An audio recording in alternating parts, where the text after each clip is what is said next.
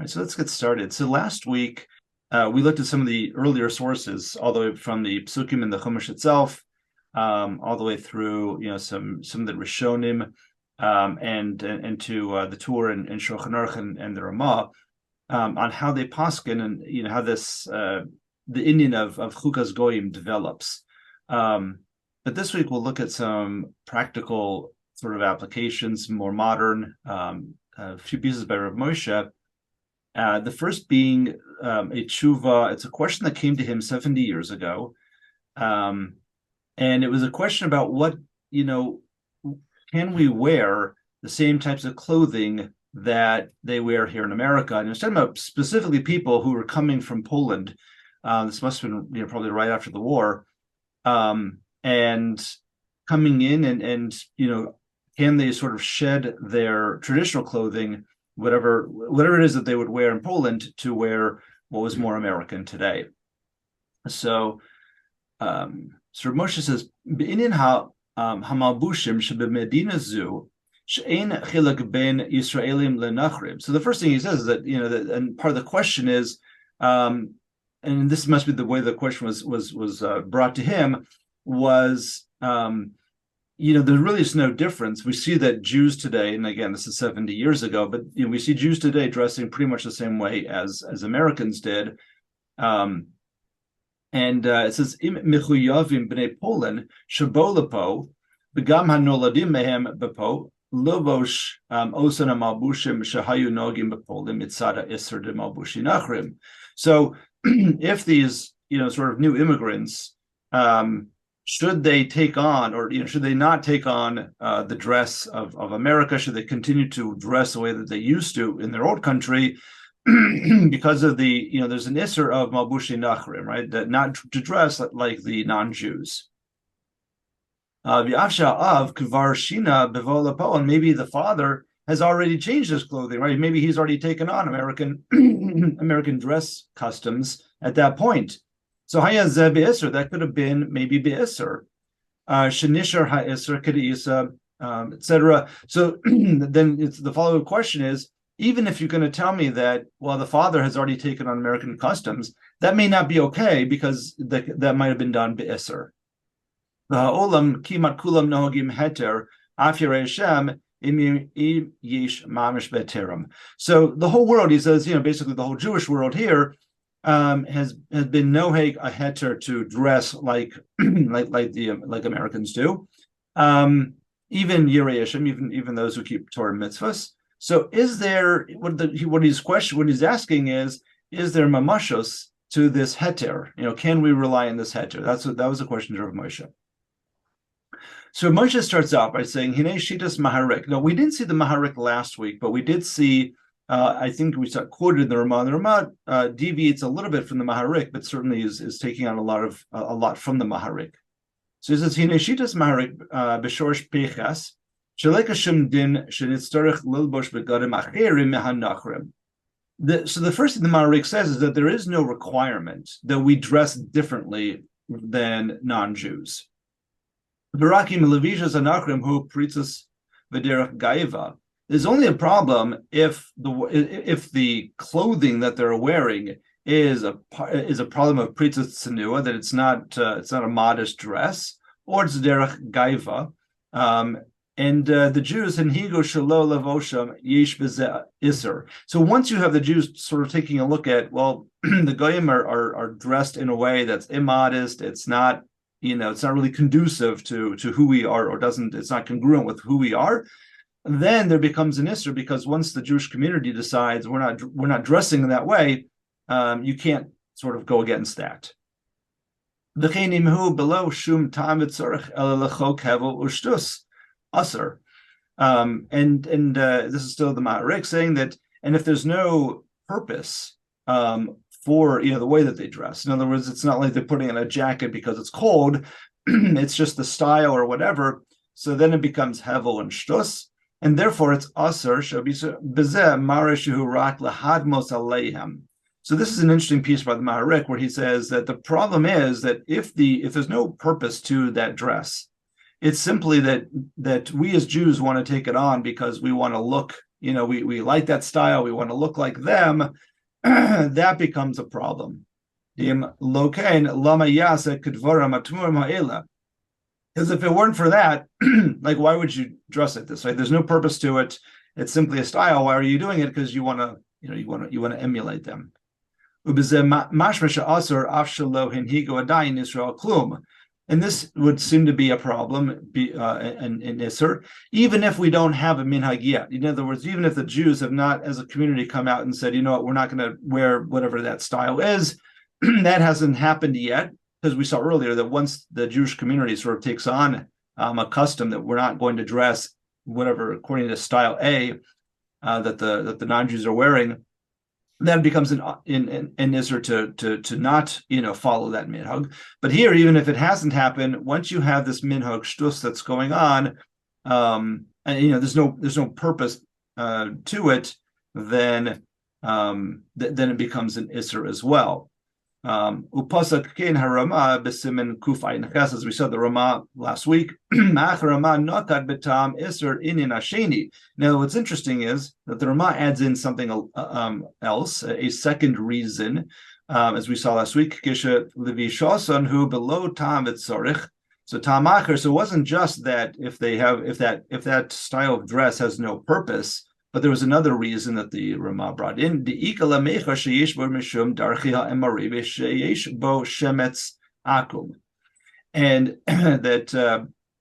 that there could be a problem or a concern that this is a consequence, right? It's a derivation of the avodah zarah that was practiced in previous generations, and therefore you're left with sort of the shemetz, this just residue of avodas kochavim, and that becomes a problem as well. And that's what the Rama says. V'hu meharan avodah zarah daf yud aleph. So Reb Moshe says this is the Rama is getting this from the Ran. Shlo asur Torah ela chukas sho akum udvarim shal heva ubatala. The Ran says that, and remember we saw this last week, that there are some Rishonim who hold that Chukas goyim is really only about the Shiva Amamim. Right? So the Ran seems to be going in that, and seems to be saying that really it all has to sort of tie back to Avodas Kochavim. So Efshar Shepligi, this is Reb Moshe saying, Efshar Shepligi bedavar she'ein shaykh klal chash shemetz akum v'nachush. And it could be that there is this machlokas between the Rama and the Maharik when you have something where there is no concern that it comes from, that doesn't come from avodah zarah at all. For whatever reason, we know for sure that it doesn't come from avodah zarah. So the Maharik here asur. According to the Maharik, it's going to be asur. Why? Because it has no purpose. As long as it has no purpose, can't do it. Well, the Ranu pasak Rama yihya mutter, but according to the Rama, because the Ran he would say it would be mutter because as long as it has no connection back to avodah zarah, it's okay. Now, just as an aside, I was chatting with Rabbi Oren at the Kollel about this, and he pointed out something interesting. He says, you want a practical application today of Chukas goyim? And he said, look at those boys who are playing basketball and they put on the sleeve, right? The sleeve. And he says, why do they do that? They're not doing it for any purpose. They just want to look like LeBron James, right? That's funny. I asked Jacob, my son, that, and Jacob's like, yeah, absolutely. We're not putting on the sleeve because, we need it for whatever. I have no idea why they wear the sleeve, by the way, but assuming that there's a purpose for it. But when the boys do it, they just want to look like LeBron James. So that seems to fit in with what with what the Maharik is saying, is that if there's no purpose to it, you just want to look like the goyim, then that becomes a problem.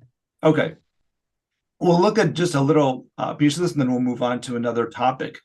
But this is V'od Chidesh Maharik Kula Shav Be'elu Shehu Below Tam Etzorich Ela Lechok Heva Ushtus. So it says there's another Chiddush in the Maharik that when we're talking about something that has no purpose, it's just Heva and Shtus. Einam asurim elakeshehu osa kedei lidmos aleyam. Right. So this is what we were just saying, that the real problem is that when you're only wearing it because you want to look like them, right? You see the style in the magazine or whatever whatever it is, or like the case of LeBron James, you watch the game, you see him wearing it, so you want to wear it. That's where it becomes a problem. Velola toelis yedua, and there's no it's not that you're wearing it because there's some actual purpose to it. There's no helpful, it's not a refuah, it's not something. So we won't look at this, but maybe we'll just we'll leave this here and we'll move on to another one. But so here's what we're left with in this Reb Moshe, is that what we see is that as long as, and he'll, this goes on for a little bit, for quite a bit more. He has a lot more arichos in this. But what he comes out to say is that the question that was brought to him is that this is probably in the 1950s, where maybe American men are wearing suits or slacks and shirts and that sort of thing. And there's no problem of Jews to also emulate that. And he even brings examples as this type of clothing, who says that it was really a goyish clothing? This type of thing goes back for a long time. It could have been also that Jews were also wearing it for a long time as well. It's not necessarily a goyish thing. It may have just been something that sort of came about, and Jews and non-Jews were doing it, but certainly not a problem. The real problem becomes when it's tied to something like Avodah Zarah, or when it's tied to something that's just Havon Shtus.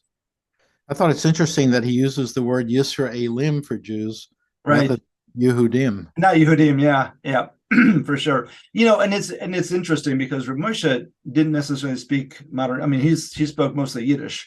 So when he's writing, he's definitely writing in more of a sort of old style Lashon HaKodesh, as opposed to, but absolutely, it's always interesting to hear the types of the words that he uses.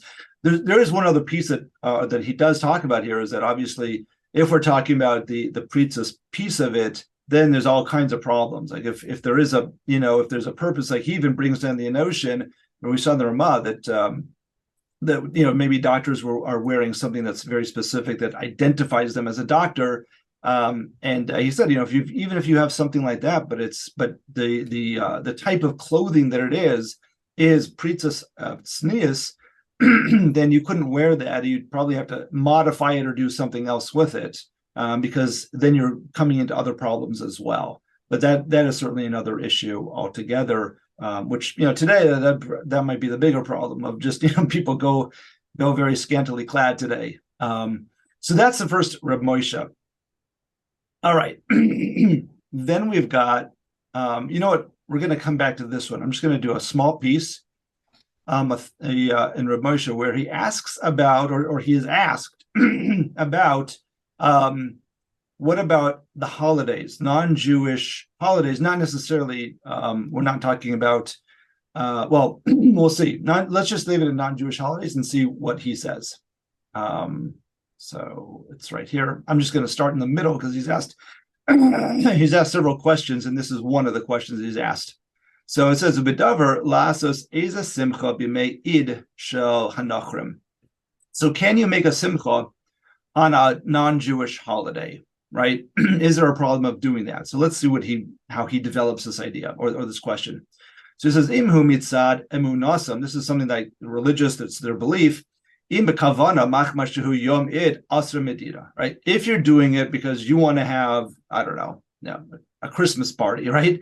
That would be a problem. You can't do that. We cannot, have a party that matches, a religious holiday of theirs. Okay. Vim below kavana, but if you didn't do it, like you just said, the 25th of December, it's a quiet day, we're gonna have a party. There, he says, Yesh lasur mitzad. Here it is. Sorry. Mitzad Marasayan, right? It can't look like, we don't want to make it look like we're having that Christmas party, even though we're not. We're something else altogether, but we don't want it. We don't want it to look that way. But he says Vesudas mitzvah Kamila Pidin Haben Yish Lasos if you'll be made id shohan. If it's a Sudas mitzvah, then in a chinami you could definitely have that on the 25th or whatever, on one of their holidays. That's not a problem. Unless or bishvil maris ayin suda hamichuyevet. So once you have a sudas mitzvah, it's a suda that is a chiyuv, and then we're not going to worry about maris ayin. We're going to the suda trumps the issue of maris ayin. Okay. Aval suudas bar mitzvah tov lidchos ad al yom acher. But if you have a suda like a bar mitzvah, which isn't really a sudas mitzvah, there's no specific mitzvah around having a suda on a bar mitzvah, then you can choose any day, just push it off a day or push it off until whenever. Okay. acher. He says even a wedding you should also push off. Don't do it on one of their holidays. V'yom Rishon Mishana. What about Shalom? What about New Year's Day? Right? It's not a religious holiday. V'chein Thanksgiving. What about Thanksgiving? Right? So Ein le'esor Medina. He says there's no isser here, right? It's not a religious day. So to have some kind of a simcha on Thanksgiving, not a problem. Of Obali Nefesh Yesh Lehem Hachmir. He said there is, one could be machmir and not do so. Now it's interesting just to talk about Thanksgiving for a moment. We certainly see in other from other sources as well, the Rabbeim, that the idea of Thanksgiving is certainly a very Jewish one. It's not a religious holiday per se from the Christian perspective, but it's a holiday that we can certainly identify the idea of giving thanks. And so there are certainly a lot of people who say that's not a problem. Although I have heard in there are many communities where they'll tell you, don't have like the big simcha feast on Thursday night and then have your Friday night dinner, your Shabbos dinner be less than that, right? That would be a different problem altogether. So maybe, says I'm, maybe have make sure that your Shabbos feast is also nice. But the bottom line, according to Reb Moshe, is it's certainly Thanksgiving is not a problem in itself. Even New Year's Day by itself is not a problem either. So Sharon and I were married December 24th at night. Okay, well there you go. It's not the 25th. Well, it's Christmas Eve, whatever that means. Right, exactly. Yeah. There also you have a Sudas mitzvah, so that's another, don't know what the logistics was for you back then, but certainly there's a Sudas mitzvah. It seems like that would be, according to what he was saying, up above here, that a Sudas mitzvah is certainly trumps Marzayin anyway. But I think he meant Sudas mitzvah where it's a chiyuv to do it that day, like a bris. You don't right, certainly like Mila and Pidyon of it. Yeah, that's true. And a wedding, you can defer. You can defer, right? All right, so let's go back now. We're going to go into something that's also an interesting thing. So the question that was brought to Reb Moshe is, "In Rishon la'aniach shegam akala titin tabas lehachosan tachas achupa." Right now, can you do a double? What do we call it? A double ring ceremony. Now, this is probably about 50 years ago. So this is not, it's interesting, maybe we think of it as a new concept, but certainly it is not a new concept when the question comes in from 50 years ago. Okay, so let's take a look, because Reb Moshe really takes this apart and really digs into this. We won't probably look at the entire shuv, it's a long shuv as well, but the first 2 or 3 paragraphs really give us a good indication as to how he holds, how he develops this idea. Okay, so he says, B'davar elu, she'achar Shahachosan Kidesh B'tabas Esakala.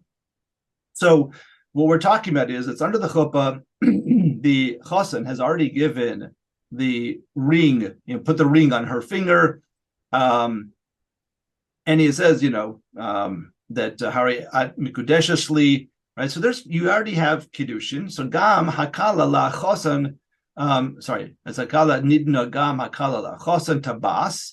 Now the Kala gives him a ring. V'amran, she says, Hareini mikudeshes lecha. Maybe she says now in her own words, I am mikudesh to you. Oh, ata mikudesh li, or maybe you are now mikudesh to me. Whatever the words that she chooses to say, she gives him the ring. So vadai le'idin kedushin me'achar shekvar niskadsha kedin heim kedushin gemurim. She says, no problem. You can't tell me that in a double ring ceremony that they're not married. It's a done deal. Once he gives her the ring and does it, under the chuppah and all that, that is kedushin. Umasha gam he nitna v'gam amra masha amra hem divrei hevel ushtus. Once whatever she says after that is nothing, meaning that it doesn't have any halacha consequence, right? It's irrelevant what she does at that point because now you already have kedushin. Now he says, "V'af sheyadu mitchila heim v'ha'edim sheyasu kein shagam hi titin tabas v'tomer lo shayach levada kedushin." So you're going to tell me, well, but we knew about this ahead of time. Maybe this is still problematic. He says, no, it's not. He says, even though they knew ahead of time what they're doing, the Adim knew ahead of time what was going to happen. It's not shaykh to be mavata the kedusha mishum shenema hu igle milsa sherotzim shat kedusha nihu gam aide nisinosa of amirasa. He says, no, actually, he says the opposite. Because the fact that she's now giving him a ring and saying that you're mekudesh to me or I'm mekudesh to you is reveals that that's her das. Her das is that she wants to get married to him, right? We know that we need her das, or else the kedushin isn't chal. But here, if anything, the double ring part of it is actually confirming that she has das, because that's right. She's just trying to add to it. Mastim came beferush. And he says, even if you want to tell me it's a Tanai, you can't, this is a problem that because she's making a Tanai that I'm only going to be Mekadosh to you if I can do my ring part of it as well and say what I want to say. He says it doesn't matter because it's like a Matarsha Kimasna al Almanasha Shekas Vitora. You can't, even if you can make a Tanai that, because this is that this was only going to be true if this sort of thing is written in the Torah. It doesn't mean anything. And again, it's even though it's known that this is going to happen. And even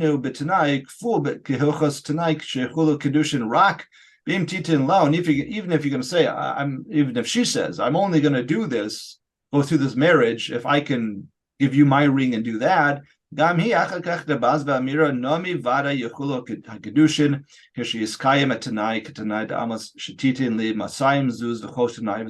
okay, without getting into like the intricacies of the Tanai, but either way, what Reb Moshe is saying is that there's nothing that she's doing that would undermine the kedushin. Okay, so that's first point. The first point is that the wedding is still, it would still work. However, and this is the big aval, right? Aval. Asr laza you can't do it. Lomi boy iminha gad nachrim who kain shehu isra midaraisa, right? It's not, even if you're going to tell me that this is not a chukas goyim, we're going to see, like, but he says, let's start with chukas hanachrim. That means that it's isra deraisa. You can't do this, right? We we saw. Afilu im eino chok lavodah zara ela chok hevel ushtus, right? Like we saw before, there's no toelis to this. But once it's a minhag, it's a chok that they do. Let's say in Christian marriages that that they have a double ring ceremony, becomes a chok of hevel and shtus shekatzva tosas b'vodah zara the below siva be'araisa afsha eno hepuch din hatorah nami aser. So he's using a different raya this time of a tosfos. It says that even if you're not contradicting something specific in the Torah, a specific mitzvah, it still becomes aser because it's a chukas goyim of hevel and shtos. Okay, but this is even worse because it is neged din Torah because according to the Torah, the man gives the whatever it is, a sheva pruta. It doesn't have to be a ring, right? We use a ring, but it has to be something of value. And that's kedushin. That's one way of making kedushin. And so by saying, well, I'm only want to go through this marriage, or I want this wedding to be where I give a ring to, now you're contradicting the Torah. That's a problem. Right? This is has its origins from the kedushin of goyim. They also have a requirement. They have shava mitzvahs b'nei Noach. They are also obligated in kedushin because of arayas. So we're taking their chok, the way that they perform it. It's up to them how they want to create that ceremony and all that. They just have to, follow it from an arayas standpoint. But however they want to do it. But then once we take that on, it's a problem. Shavadehu be'eser halav of chukas goyim. Now he says, this is really digs into it. We'll just see this because it's an interesting point as well. He says, you know what? Even if you want to tell me that this is not a chok hanachrim, he says naminir de iser lazos came b'shasa chupa af below amira. He says there's still another problem about this. Even if she doesn't say a word, she just gives him the ring. Uba amira af achakach imhu samach lechupa, or she says afterwards, after the like right after the chuppah. Diyesh L'damos zeh lagzer da'abar rosha v'ruba b'mayim shu'avim. So he says, and we can just take a look at this outside so we can see one more piece. I gotta go. Oh, Jeff. you need to run. So let's just stop here.